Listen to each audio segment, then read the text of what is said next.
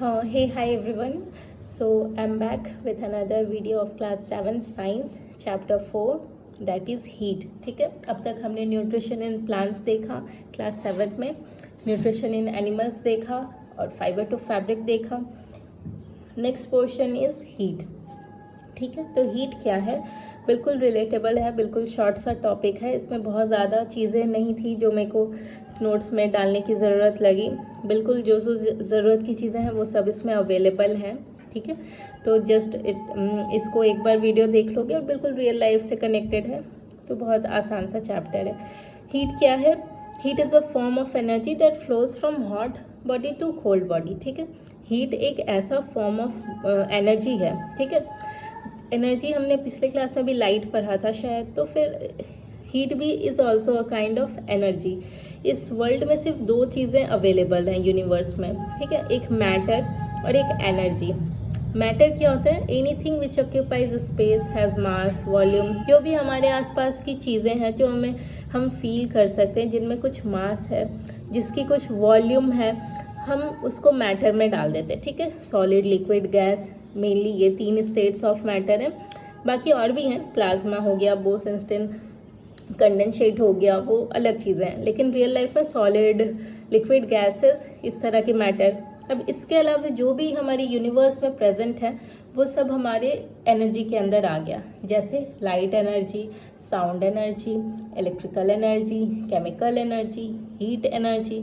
तो उनमें से आज हमने स्टार्ट करना है चैप्टर हीट. ठीक है, heat is a form of energy that flows from hot body to cold body. ठीक है, from hot to cold, here it is written.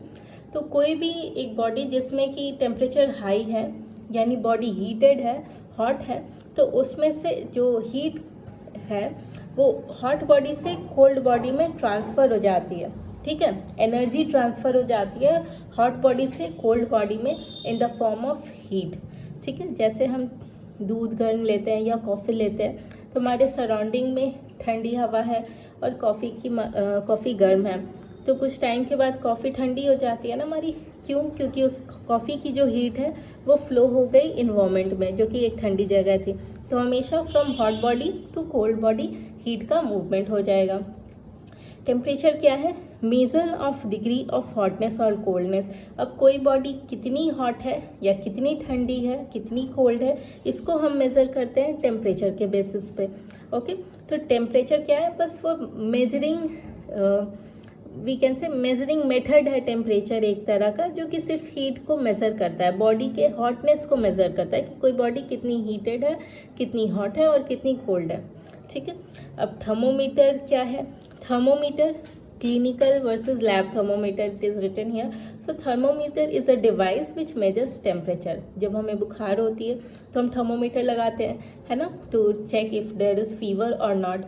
तो thermometer is a device which measures temperature. ठीक है, अब clinical thermometer और lab thermometer दो तरह की हैं. मेनली क्लिनिकल थर्मोमीटर जो थे हमारी बॉडी पे काम आ जाती हैं हमारा फीवर मेज़र करने के लिए, और लैब थर्मोमीटर हो गया जो other substances, other devices, other things को मेज़र, टेम्परेचर को मेज़र करती हैं. ठीक है, अदर देन ह्यूमन बीइंग्स और मतलब लिविंग बीइंग्स. तो फीचर क्या है? सबसे पहले रेंज, यूज़ और किंक, यानी कि जो किनारा होता है उसके बेसिस पे डिवाइड किया है. इसको एक्चुअली बस रफली 7th क्लास में तो ज़्यादा डीप जाना नहीं है, बिल्कुल रफली बिल्कुल मालूम होना चाहिए कि हाँ क्या ये होता है हमारा क्लिनिकल, और लैबोरेटरी क्या होता है और उसका क्या टेम्परेचर होता है. जैसे कि रेंज की बात करते हैं, कोई भी थर्मोमीटर देखोगे मर्क्यूरी वाली जो होती है, तो हमें दिखती है वो कि इस 0 डिग्री सेल्सियस है या ऊपर 100 डिग्री सेल्सियस है. क्या रेंज है, मतलब कितने दूर तक का डिवीज़न कर रखा है कि कितना मेज़रमेंट हो सकता है, मैक्सिमम कितना टेम्परेचर मेजर हो सकता है या मिनिमम कितना टेम्परेचर मेजर हो सकता है. तो क्लिनिकल का 35 डिग्री से 42 डिग्री तक ये रेंज है हमारा, यानी क्लिनिकल थर्मोमीटर है तो 35 डिग्री मिनिमम और 42 डिग्री मैक्सिमम तक जाती है. जिसमें ह्यूमन बॉडी, मान लो अगर हम जनरल नॉर्मल बॉडी टेम्परेचर की बात करें तो 36-37 के आसपास हमारी जनरल बॉडी टेम्परेचर होती है. क्लिनिकल थर्मोमीटर में, ठीक है, सेल्सियस डिग्री में। और एक होता है फ़ारेनहाइट डिग्री में मेजरमेंट, जिसमें 90 जो जनरली हम लोग करते हैं कि हम 100 डिग्री बुखार है, 102 डिग्री बुखार है, वो फ़ारेनहाइट स्केल हो जाता है, वो भी क्लिनिकल के अंदर आएगा।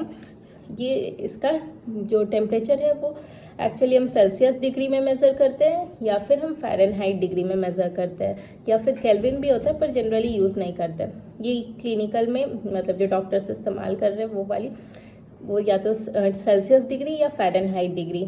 और लेबोरेटरी यानी कि जो अदर सब्सटेंसेस को यूज़ करने के लिए इस्तेमाल हो रही ह्यूमन बॉडीज़ या लिविंग ऑर्गेनिजम्स के अलावा, तो उसका रेंज है -10 डिग्री सेल्सियस, मतलब इतने ठंडे चीज़ को भी मेज़र कर सकता है -10 डिग्री सेल्सियस से लेके 110 डिग्री सेल्सियस तक, ठीक है। इतनी ज़्यादा टेम्परेचर को वो मेज़र कर सकता है। यानी कुछ बॉडीज़ होती हैं बहुत ज़्यादा हीटेड होती हैं, है ना, लैब में, लेबोरेटरी में, तो उनको मेज़र कर लेता है। जैसे यूज़ तो ह्यूमन बॉडी पे क्लिनिकल थर्मोमीटर यानी सेल्सियस डिग्री वाला, फ़ारेनहाइट वाला, डिजिटल भी आता है अब तो, जिसमें कि बस टच करो और उसमें जो भी है 97 डिग्री 98 डिग्री वो बता देता है।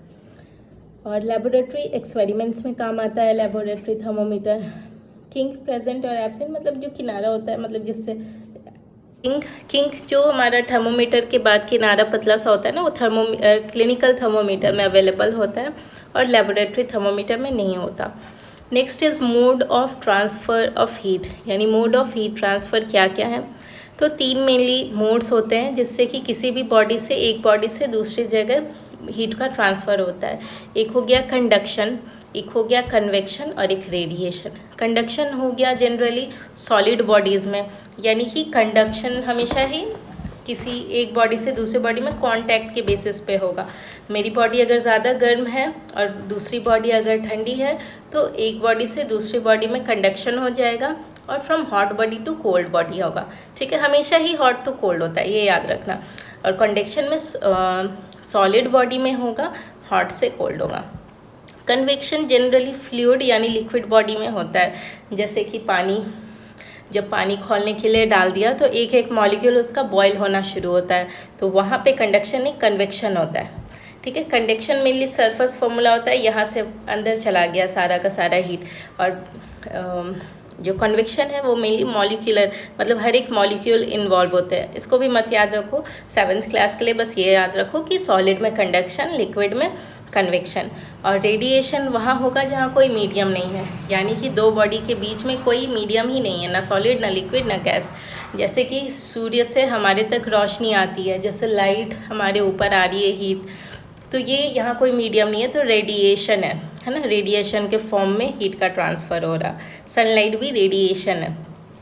लैंड एंड सी ब्रीज, अब हीट के बेसिस पे ही एक बहुत स्पेशल फेनोमेना होते हैं जो कि लैंड बॉडी और सी ब्रीज, मतलब लैंड बॉडी और सी बॉडी के बीच में होते हैं। जनरली हम कहते हैं ना कि जो कोस्टल रीजन्स होते हैं, जैसे पुणे हो गया, मुंबई, कोलकाता, इनका, गोवा, इनका इन्वायरमेंट बहुत अच्छा होता है। इन्वायरमेंट इन द सेंस कि क्लाइमेट बहुत अच्छा होता है, ना ज़्यादा ठंडी ना ज़्यादा गर्मी, बहुत मतलब मॉडरेट टेम्परेचर सा।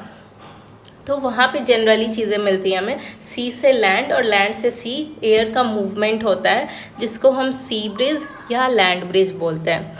अब दिन टाइम में यानी डे टाइम में क्या होता है, सी ब्रिज। सी ब्रिज में क्या होगा, बिल्कुल सिंपल सी बात समझो कि एक याद रखना कि लैंड बहुत जल्दी गर्म भी हो जाता है, यानी जो हमारी सरफेस होती है लैंड सरफेस बहुत जल्दी गर्म भी होती है और बहुत जल्दी ठंडी भी होती है। और वाटर सरफेस जो सी में होगी वो उसमें गर्म होने में भी टाइम लगता है और ठंडे होने में भी टाइम लगता है, ठीक है। तो डे टाइम में क्या होगा, डे टाइम में सनलाइट के वजह से लैंड हमारी हीटेड हो जाएगी, ठीक है, और वाटर तो ठंडी है। तो लैंड जब हीट हो जाएगी, तो जब भी हीट होती है तो हवा ऊपर की तरफ उठती है, ठीक है। हीट हॉट एयर जो होता है वो ऊपर जाते हैं, क्योंकि हॉट एयर की डेंसिटी कम हो जाती है। उनके बॉडी में मान लो मूवमेंट की कैपेसिटी आ गई, एनर्जी आ गई, तो एयर बॉडीज जो है वो ऊपर चले जाते हैं। तो उनकी जगह को कंप्लीट करने के लिए, फिल करने के लिए, जो वाटर वाली एयर है, ठंडी हवा, वो वहाँ से हमारे तक आएगी। तो इसको हम बोलते हैं सी ब्रीज, यानी समुद्र से हवा हमारे तक आ रही, ठीक है। Cool air from sea to land. अब रात में क्या हो गया, रात में तो ज़मीन ठंडी हो गई, लेकिन वाटर तो धीरे धीरे, पानी गर्म हुआ था तो धीरे धीरे ठंडा होगा। अब ज़मीन के मुकाबले वाटर की जो टेम्परेचर है वो गर्म है, तो वहाँ पे हमारा एयर का मूवमेंट ऊपर की तरफ होगा, हॉट एयर राइज करेगा, और इस बार लैंड से एयर हमारे सी तक जाएगा। ठीक है, अब लैंड जब सी तक जाएगा तो अब लैंड से हो रहा है तो लैंड ब्रिज है ना, और एयर राइजेस है वो cool air from land to sea, this is land. तो जब सी से डे टाइम में लैंड तक आ रही सी ब्रिज, और नाइट टाइम में जब लैंड से सी की तरफ हवा जा रही तो लैंड ब्रिज। ठीक है, dark versus light surfaces. Dark surfaces absorb more heat. हम कहते हैं ना काले कपड़े पहन के धूप में मत जाओ, क्योंकि हीट को ब्लैक कपड़ा ज़्यादा एब्जॉर्ब कर लेता है। यानी डार्क जो ऑब्जेक्ट्स हो गए, डार्क सर्फेसेस हो गए, डार्क क्लोथ हो गए, वो हीट को एब्जॉर्ब करेगा। और लाइट सर्फेसेस यानी वाइट कलर हो गया, येलो, ये रिफ्लेक्ट करता है। ठीक है, रिफ्लेक्ट्स हीट। तो इसलिए हम कहते हैं वाइट कपड़े पहनने से गर्मी कम लगेगी, ब्लैक कपड़े पहनने से ज़्यादा लगेगी। कंडक्टर एंड इंसुलेटर, जो हीट को एक जगह से दूसरे जगह अपने बॉडी के थ्रू पास होने दे, दे आर कंडक्टर। जो हीट को पास ना होने दे, दे आर इंसुलेटर। जैसे मेटल्स, कॉपर, आयरन, एल्युमिनियम, ये सारे हो गए कंडक्टर्स, क्योंकि एक जगह हीट को मतलब आप आयरन ऑब्जेक्ट को देखोगे वो जल्दी गर्म हो जाएगा, कॉपर ऑब्जेक्ट गर्म हो जाएगा, लेकिन लकड़ी हो गई और प्लास्टिक, रबर, जैसे कुकर में रबर होता है ना, रबर के थ्रू पकड़ते हैं तो वो जल्दी हीट नहीं होता, तो दैट इज़ इंसुलेटर। अब इम्पॉर्टेंट एप्लीकेशंस क्या हैं, तो इससे पहले वाले चैप्टर में फाइबर एंड फैब्रिक में ऊल के बारे में पढ़ा था। तो ऊल ट्रैप्स एयर, कीप्स वार्म। अब जो ऊल होता है उसके अंदर एयर कैपेसिटी होती है रहने की, और उसके वजह से हमारी बॉडी गर्म रहेगी, ये पहले चैप्टर में पढ़ रखे हैं। Thermos flask reduces heat loss. अब थर्मस, जो हमारा थर्मस बॉटल होता है उसमें इंसुलेटर की कोटिंग होती है, तो हीट का लॉस होने से वो बचाता है, तभी तो थर्मस के अंदर गर्म पानी गर्म ही रह जाता है। मेटल्स यूज्ड इन कुकिंग, और क्योंकि कुकर एल्युमिनियम का बना है, स्टील का बना है, तो वो मेटेलिक है और इसलिए उसमें हीट को अपने अंदर एब्जॉर्व करने की कैपेसिटी है, कंडक्ट करने की, तभी तो हमारा खाना बन पाता है ना। लास्टली बिल्कुल सिंपल सा डे टू डे लाइफ से रिलेटेड चैप्टर है ये। हीट फ्लोज, MCQs देख लेते हैं। Heat flows from hot to cold body. Best conductor wood या कॉपर। ऑब्वियसली जितने भी कंडक्टर्स हैं मेटल्स ज़्यादा अच्छे होते हैं, चाहे वो हीट कंडक्ट करें या बाद में जाके इलेक्ट्रिसिटी कंडक्ट करें। ठीक है, मोड विदाउट मीडियम। कंडक्शन में सॉलिड मीडियम चाहिए, कन्वेक्शन में लिक्विड, रेडिएशन में कोई मीडियम नहीं, सो रेडिएशन। सी ब्रिज अकर्स ड्यूरिंग, मैंने बताया था सी ब्रिज जब समुद्र से हवा हमारे तक आए, और वो तब आएगी ना जब लैंड हमारा गर्म होगा, और लैंड दिन में गर्म होगा क्योंकि दिन में सूर्य देव होते हैं, सनलाइट होती है ना। सो आई होप समझे होंगे इस चैप्टर को। एक बार इसको रीड कर लेना NCERT से, इससे ज़्यादा इस चैप्टर में कुछ पढ़ना नहीं था। So that's it, we will meet with another video in another day. Till then take care, bye.